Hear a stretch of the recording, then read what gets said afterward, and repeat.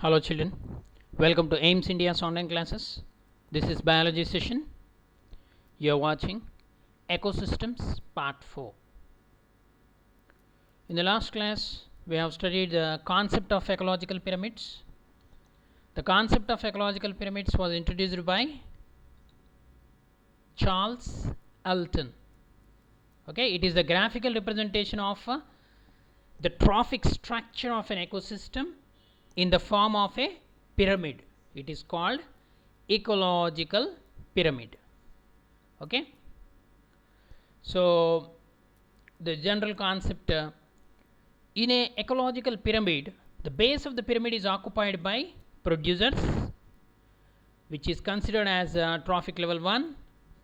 Then above it, the primary consumers, trophic level 2, secondary consumers, trophic level 3, and tertiary consumers, trophic level 4. Okay, and we completed the pyramid of there are three types of pyramids are there. What are they? Pyramid of number, pyramid of biomass, and pyramid of energy. Let us study more details about these ecological pyramids in this video. Okay, are you ready children? Let us proceed. The first type of pyramid, pyramid of numbers. The name itself is indicating. It indicates the number of organisms. Okay, here different trophic levels of an ecosystem are arranged according to the number of abundance, number or abundance of organisms. So this pyramid shows the number of individual organisms at each level. Okay, so always remember, already we have discussed, that is the producers are more in number compared to primary consumers. Primary consumers are more in number compared to secondary consumers, and secondary consumers are more in number compared to tertiary consumers. So based on their numbers, this pyramid is arranged in an ecosystem. The pyramid of number is usually upright. It is usually upright, but in tree ecosystem it is inverted. Okay, inverted means this is arranged in the inverted form. Okay, here see the pyramid of number: producers, primary consumers, secondary consumers, tertiary consumers. It is always upright pyramid. Okay, the pyramid of biomass, the second type of ecological pyramid, pyramid of biomass. Here the different trophic levels of ecosystem are arranged according to the biomass of the organisms. What is biomass? Biomass is the total amount of dry mass present in an organism. So this pyramid shows the total amount of living matter. Biomass is nothing but the total amount of living matter. The fresh weight, or it is also called the dry weight, present in each level.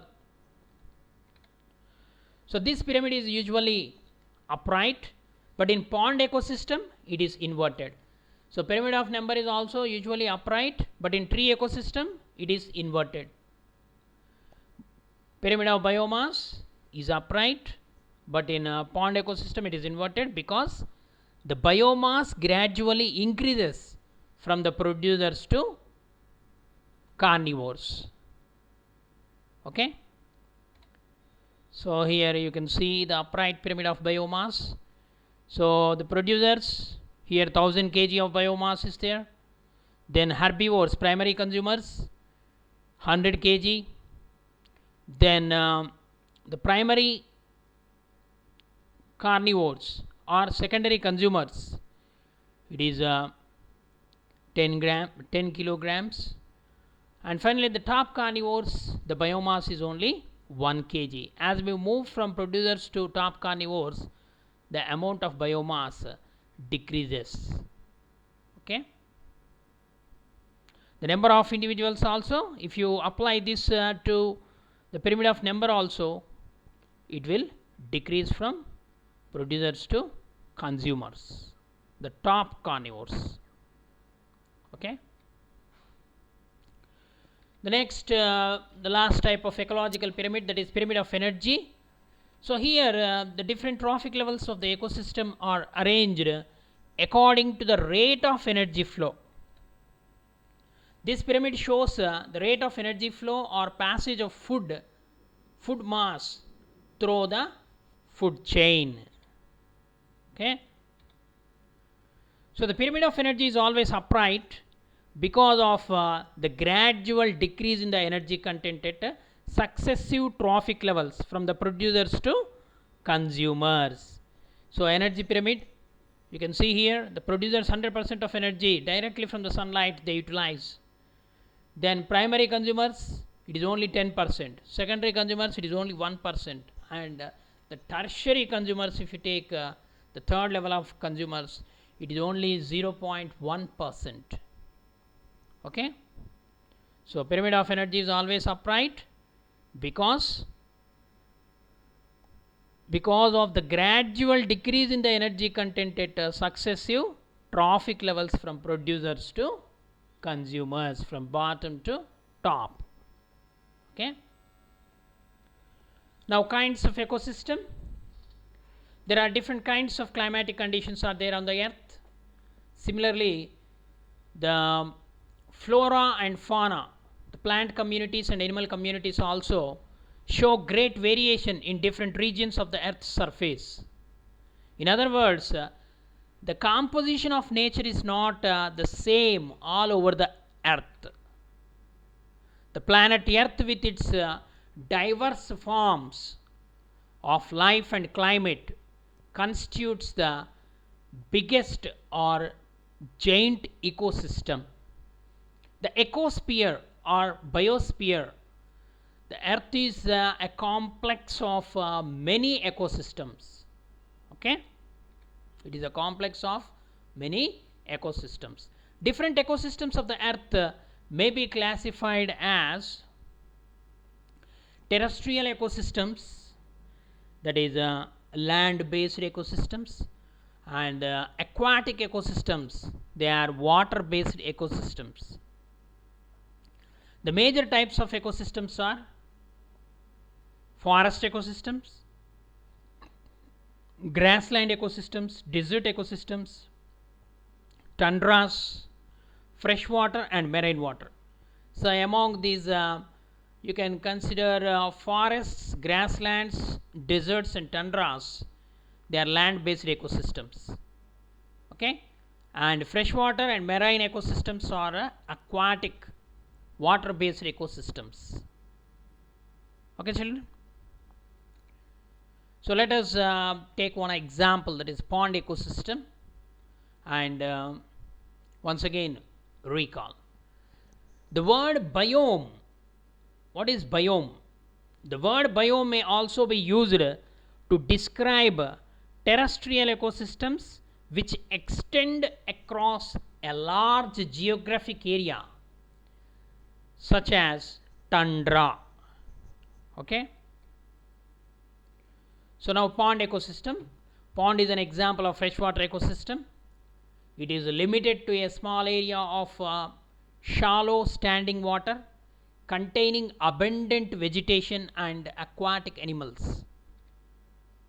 So it is an example of freshwater lentic habitat and completely self-maintaining and self-regulating ecosystem. It is composed of the different components like abiotic and biotic components. Abiotic components, if you consider in a pond ecosystem, the non-living substance of the pond or its standing water and the sediments below water. When the sunlight penetrates into it during daytime, the oxygen and carbon dioxide from the atmosphere dissolve into the water, and the various organic and inorganic components of the calcium, phosphorus and nitrogen, the amino acids, humic acids, or the various kinds of the minerals and the salts, available in the form of sediments or to some extent in the dissolved state they are present in the pond. Okay, the abiotic non-living components. The biotic components include the living components of the pond. They are categorized into three: producers, consumers, and decomposers. So first, producers. The producers they are autotrophic, the chlorophyll bearing phytoplanktons and hydrophytes, water plants, are considered as the producers in the pond. The phytoplanktons include minute, microscopic, floating algae such as Eudorina, Volvox, Clostridium, Oscillatoria, Euglena, and Serratium. These are some of the phytoplanktons. They are microscopic, minute, very small. Then the hydrophytes include the filamentous algae, floating, and the rooted plants and submerged plants. They synthesize their own food, the carbohydrates, for the nutrition of the biotic components. Okay, these producers acts as a source of food for the consumers in the pond. Okay, the flora and fauna. The fauna depends upon the flora. The vegetation in the pond determines the consumers in the pond. Okay, especially the floating pastures, even the minute filamentous algae. Okay, they form the layer. Okay, so next, consumers. The first order of consumers means primary consumers. They are herbivores. Example, zooplankton, which are ciliates, flagellates, rotifers, crustaceans, and the tadpole larvae of frog come under the first order of consumers in the pond. So these are fed by insects larvae, adult insects, small fishes, which are primary carnivores, making the second order of consumers. Okay, then the secondary carnivores, the large carnivores are fishes and adult frogs. The frogs and snakes temporarily come in for food and shelter. The birds like herons, cranes, kingfishers, they depend upon pond for the food. The bottom dwelling forms called benthos are the molluscans and the earthworms, annelids. Okay, so these are the consumers. Now the last one, that is the decomposers. In the biotic components, decomposers, these are saprophytic in nature. They are saprophytes. The saprophytes like bacteria, flagellate protozoans, and the fungi, which are abundant in the mud at the bottom of the pond. They decompose the dead and decaying organisms and derive their nutrition. Okay, so these decomposers, they include bacteria, flagellates, and fungi. Okay, they are abundantly present in the mud. They decompose dead and decaying organisms and derive their nutrition. Simultaneously, they release the abiotic raw materials, which are reused by the producers for photosynthesis and nutrition. Okay, the inorganic carbon dioxide and the minerals which are formed, okay, as the products of decomposition of organic matter, So they are used by the producers for photosynthesis and nutrition. Next, now come to the ecological balance. What is ecological balance? The ecological balance is the term used to describe the equilibrium. Okay, ecological balance is used to describe the equilibrium between living organisms such as human beings, plants and animals, as well as the environment. The equilibrium between the living organisms and environment is called ecological balance. The ecological balance brings the existence of the world. Earth's inhabitants such as human beings, plants, animals and other micro living organisms continue to survive. So these species get the conducive environment to multiply and thrive, exist for a long time. The world gets to produce sufficient food for all species. The hunger caused by drought becomes history. So this is because the drought will never be experienced at any point.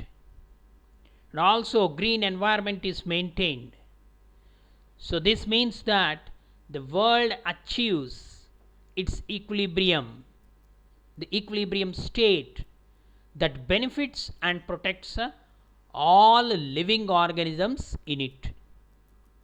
Okay, ecological balance is the equilibrium, the state of equilibrium between the living and non-living components of an ecosystem. Okay,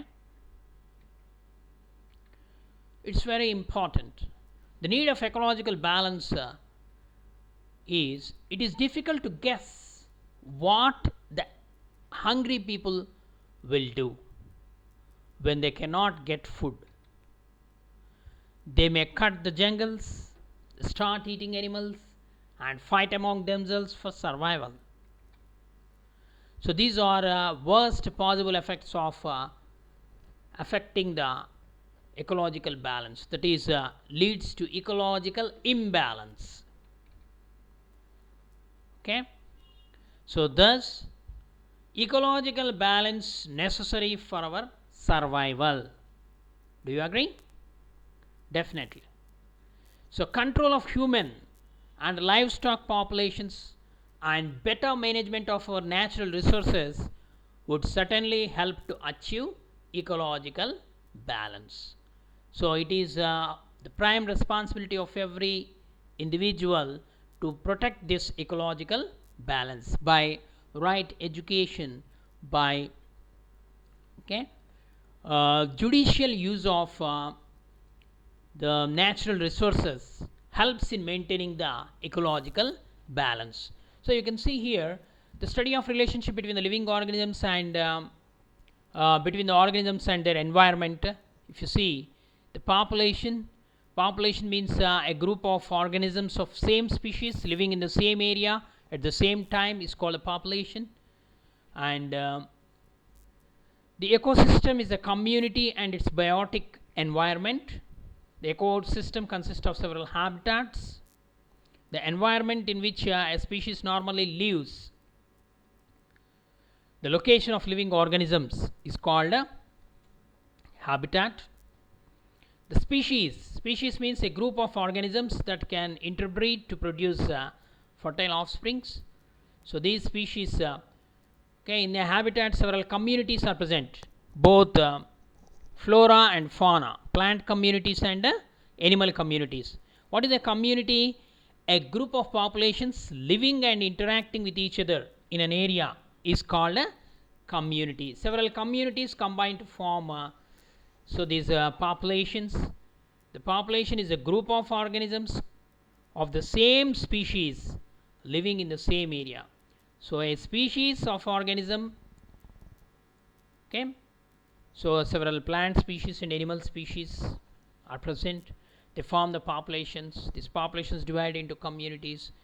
This community is related to the ecosystem, habitat.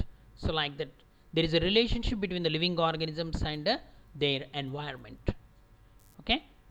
So the more we study about the environment, our surroundings, the more knowledge you gain, and with the help of that, you can maintain your surroundings, maintain the ecological balance that will help to survive for long time.